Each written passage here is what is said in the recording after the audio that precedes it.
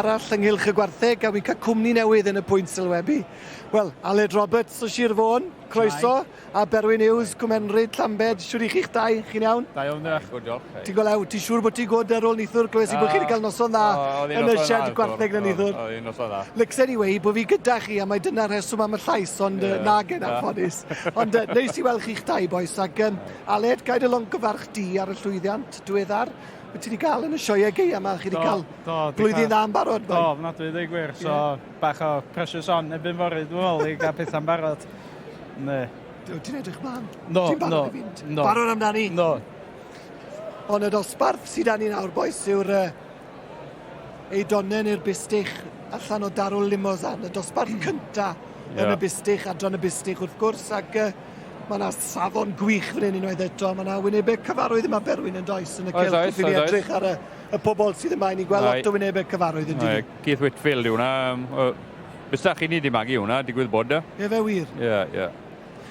Chos i chi wneud lot o hwnna nawr Berwyn yn magu lloi ac yn gwerthu nhw fel rhai siw potensial. Odyn. Sonia bach am yr hyn i chi wneud fwyaf yn Cwmenryd erbyn. Wel, gwerthu nhw'n rhai bach ifenc. Mae gyntaf maen nhw'n barod i tynnu off i mamau i fod yn onest, chybod. 7-8 mis oed. Mae dyn yn gwerthu nhw'n breifet wedi bod eriod. Mae un llod yn ei lan ma fori, ond gweld siwr eithi. Ond y neis wedyn i weld nhw'n dod fan hyn. Mae siwr yn deimlad braf i chi wedyn i weld sy'n maen nhw wedi datblygu gyda'r perchnogion ac i weld y daith. Maen nhw wedi bod arni yn dyfe? Odi, mae'n braf gweld nhw mas o'n chybod. Ac Aled, ti wrth i fori nawr yn dwi ti efo'r... Yn dod danos fori yn adran Baby Beef. Baby Beef, ie. 4 o wartheg i danos fori. Wel, pob lwc i ti fori, ond mae gen ti ddiddordeb mawr wrth gwrs yn y bryd yma, yn y lims, y rhai croes yma fel sy'n gan Berwyn, a dosbarth yma ni'n safonol. Ti hwnt, beth wyt ti'n meddwl o'r safon sydd yn fwy? Mae safon yn rhagorol i ddweud ar hyd y sioe i gyd. Mae'n job ffaltio y gwartheg sy'n yma. Fel da chi gweld y Bustach yma iddo Mike Rowland, Fredo, yn pwyso 616 kilo, llawn cig. A Jason yn handlo fo fyna, Jason yn gwybod yn o lew be ydi anifal. Ie, top dad o hwnna, llawn cig i weld yna. Ne.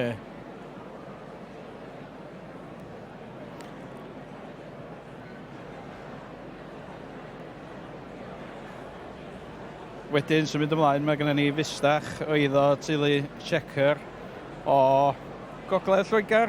Naci, De Lloegr. De Lloegr. Ie, sori. Zac, di enw hwn, mae'n pwyso 630 kilo. Byddwch chi gweld Jason yn handlo'r top yma ac ar hyd i ochr. Mynd y safon a ddigon o gyfer ar y Bustach hwn. Ac ni'n gweld wedyn, draw ar y gwylod fyna, rhywun o Sir Fôn, Tony Ponsonby. Tony Ponsonby, os dwi'n iawn i ddweud. O Sir Fôn, Johnny Cash a chanw enw hwn. Ie, Johnny Cash, pwyso y Bustach tryma yn y dosbarth un 646 kilo. O Johnny Cash yn champion y Bustach yn y sioe'r ha. Oed. A nhw wedi cael blwyddyn llywyrchus, war y deg. Wedi cael blwyddyn dda iawn chwarae teg iddyn nhw fel teulu.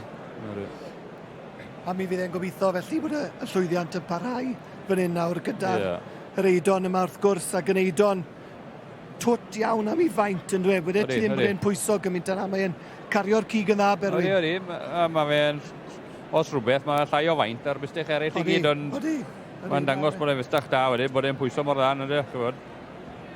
Mae lot o gig na nhw, se. Ond mae yna dipyn o ffordd i fynd yn y dosbarth yma, felly dowch nôl ato ni i weld le mae'r garden goch yn mynd yn y man. So nôl ato ni i gylch y gwartheg ac i ni'n cyrraedd penderfyniad fan hyn nawr yn y dosbarth cynta i'r Bustach o Darw Limousin a boes Berwyn Cwmenryd a Aled Roberts o Sir Fôn. Mae Tony Ponsonby yn y safle cynta o Ynys Môn efo'r eidon Johnny Cash. Beth am hwn, Aled? Ie, Bustach da iawn, chwarae teg iddo. Fel teulu, maen nhw wedi bod yn llwyddiannus iawn dros yr ha. Danos Johnny Cash. Mae Bustach rhagorol, cario cig yn dda iawn. Fodd y Bustach tryman, y dosbarth hwn.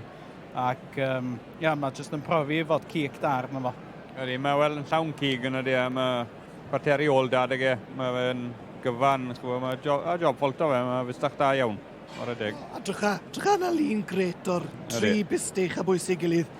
Na ti tri a ni fel da. Yn dim e, ti'n bod, o gif yn anarwen berwyn. Ti'n bod, Odi, mae hwnna trwch blewyn sy'n rhwng y tri am hwnni, ti'n bod, maen nhw gyd yn rhagorol yn dyn nhw. O, dyn, war y teg. Ond mae'r un cyntaf yma, gyda Ponsonby, mae fe'n llawn cig i weld, bod y lled dad ag yn. Dosbarth cryf yn un, berwyn. Dosbarth cryf tu hwnt yn ysaf. Oes, arbennig o'n sech. I ni'n gweld Jason Wirem wedyn yn dod nôl unwaith eto nawr yn dod lan at yr un sy'n yn safle cyntag. Mi fydd y teulu Ponsonby yn gobeithio bod na ddim newid yn digwydd, a dyw e ddim wedi newid i feddwl o gwbl yn y dosbarthiad eraill. Unwaith mae'n rhoi y safle cyntaf i le, mae'n hapus. Bod e'n newid. Na, dim newid i fod. Tony Ponsonby o Sir Fôn yn cipio dosbarth hynod o gystadleuol, boys. Odi, war y teg. So gwychadau mawr y teulu, da iawn o. Arbennig iawn. A drychwch be mae yn olygu. I ennill nyn yn y ffair eia. Nid ar warau bach mae rhywun yn dod i'r brig. Mae'n golygu'r byd. Felly, llongyfarchiadau i Tony a'r teulu. Gwych iawn. Diolch i chi, boys. Diolch o'r.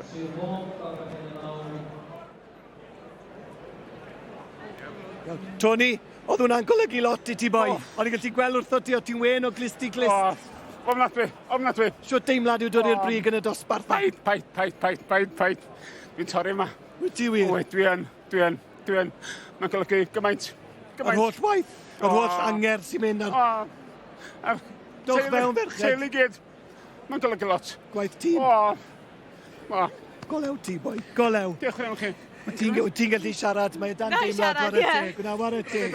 Achos fi'n gallu siarad waith, mae llais i'n mynd.